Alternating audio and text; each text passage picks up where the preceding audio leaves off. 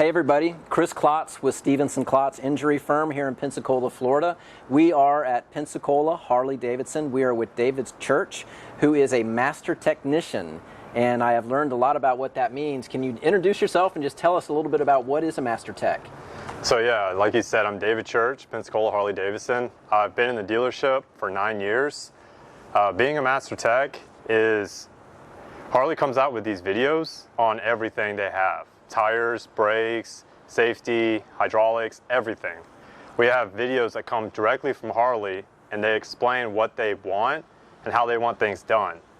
So as you do these videos, eventually you'll have an instructor-led class and you have to go to either Milwaukee, Phoenix, or Orlando for an instructor-led class. You're there for 4 days on average, and if you pass, you get to move up to the next rank.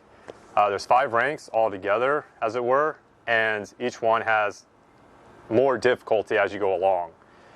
For example, the last 2 classes are Advanced Electrical Diagnostics, which has an 80% failure rate. So a lot of people have to struggle on that one. I struggled hard. Retake that test a couple times? Yes, absolutely. Yeah. But you've achieved the highest yes, level I'm a master tech, yeah. That is really cool. And so we have moved to the back side of the Harley shop. We just did our safety walk around on my poor bike up front. We found out there was a couple issues that needed attention that we're going to get taken care of. But now we're going to talk about tires. And I've already learned a couple things from David about tires that I had no idea. So talk to us about tires and what are we looking at here? What do we got? So to start off, especially when it comes to safety, tires are probably the most important thing on your bike.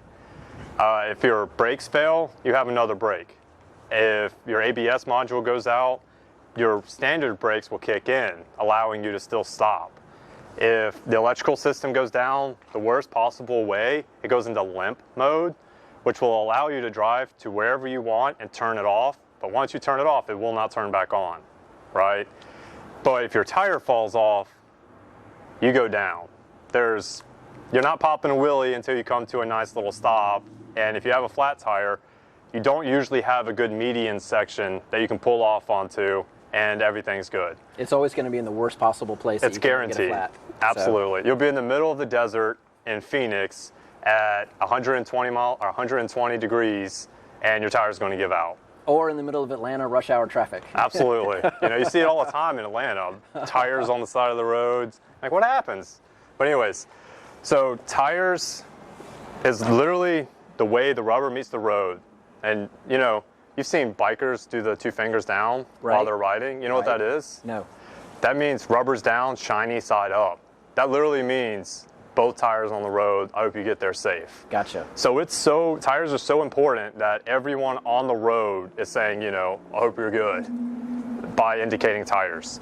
So anyways, the first thing about tires, you always want to check your tread depth, which I have a tread depth gauge here because we just did the last video. And this one looks great, right? So this one is at 730 seconds. It doesn't show up. Okay. Is that good? 730 seconds? 730 seconds is like brand new. Because we pulled this tire. Brand new tire. Yeah, we pulled this tire out and I said, hey man, this tire looks great. Why is it in the trash stack? Yeah, absolutely. And then you informed me that tires have an expiration date. Had no clue. Every tire. Where is it? Where is it on here? So the tire expiration date. Or is it on the other side? It's right here. So according to DOT, they want a circle, and with that circle, they have it here. This was the 38th week of 2012 this tire was made. So looking at that date, I can tell you exactly when this tire was made. Tires expire every 6 years. And that's not just a Harley thing. That's a everyone thing. Cars, everyone. So the spare tire on my 2005 Chevrolet truck is probably worse condition than the one with the nail in it. Something else I got to fix. That's why you come here. That's right. But it sounds negative, but knowing that knowledge will progress you forward and always keep you safe. I really had no idea tires had an expiration date. I genuinely did not know that. So that is the expiration date. Okay. Another thing I want to point out, they usually put this little bar inside here. This one doesn't have it, that example, sorry. That would be a good example. So you see this little bar right here? See how that's deeper? A little bar rises and then it goes deeper again? Yes. That is saying that the tire is at 1/32 or 2/32, depending on the manufacturer. Okay. Your tire minimum is 2/32, right? So the reason for these grooves, the reason these are here, according to Harley and according to everyone, is to push water out of the way so that the wheel can stay on the road and not hydroplane. Gotcha. Right? So as this tread goes away, your ability to grab the road disappears. On top of that, as the tire gets older, gets past, I always try to recommend 5 years, personally, because it's really easy to forget. So if I say, hey, you need a new tire, it's 5 years old, you're like, oh, okay, I need a new tire. It's not going to get any better as time goes on. Halfway through the years, you're not going to be like, oh, I forgot I needed a new tire. But I will recommend a tire at 5 years because a lot of things factor into it. Tires break down by themselves already, but once you have that oils from the road, all the grime, all the debris, all that stuff that who knows what's actually on the road, gets into that rubber and starts absorbing, that tire hardens up and starts to break down. Right. And that firmness makes it feel like you're skating on ice, is what happens. So there's plenty of times where I can just be on a test ride, go for a turn, and the whole bike slides. And it scares the living crap out of you because you don't realize how old the tires were. Their goal is to always grab the road. Right. Right? You were So- also, go ahead. I'm sorry. No, go ahead. I was going to say you were also telling me something about cupping, and what was the other issue that you brought up? Cupping, and there was Cracks. cracks and cupping. Yeah. So Cracks on the tell us sidewall. about that. So I don't have a good example right now, but when you're looking at your tire, you always want to make sure that the sidewall doesn't have cracks in it. Because the sidewall, you can't fix that. This is your support. This is the structure of your house. If you have cracks in your structure or your foundation, you have a really bad case, right? This is the same way. And cupping, this is a perfect example of cupping. So this tire that we're looking at right now has cupping on it. Yes. Okay. So what happens, this is one of the more extreme versions. You can see these lines here. Yep. This tire is literally falling apart at the seams on both sides. And it almost looks like a knife cut in it a does. little bit. It does. Right here.